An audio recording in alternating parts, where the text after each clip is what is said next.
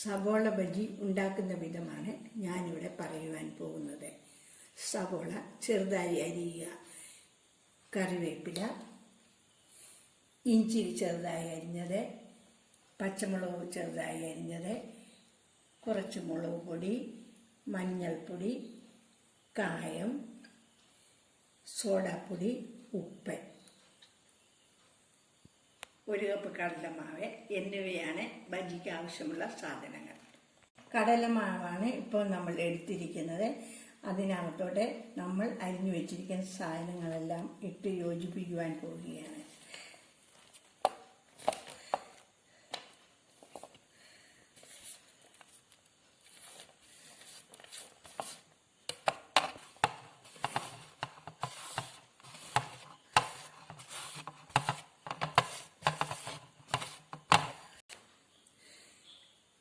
ഇതിലോട്ട് കുറേശ്ശെ വെള്ളം ഒഴിച്ച് നല്ലതുപോലെ കുഴച്ചെടുക്കുക.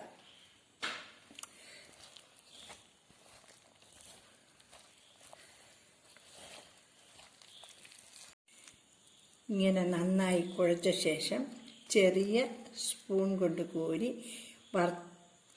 തിളച്ച് എണ്ണയിലോട്ട് ഇട്ട് വറുത്ത് കോരുക. എണ്ണ തിളച്ച് കഴിയുമ്പോൾ ഈ കൂട്ട് എണ്ണയിലോട്ട് ഇട്ട് വറുത്ത് കോരുക.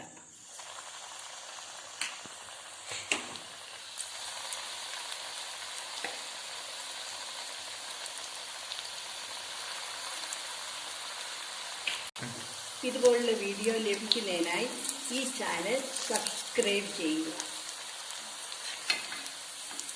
നമ്മുടെ സവോള ബജി റെഡിയായിരിക്കുകയാണ്.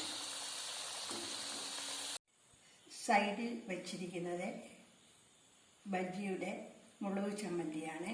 അതിൻ്റെ റെസിപ്പി നേരത്തെ ഇട്ടിട്ടുണ്ട്, സന്ദർശിക്കുക.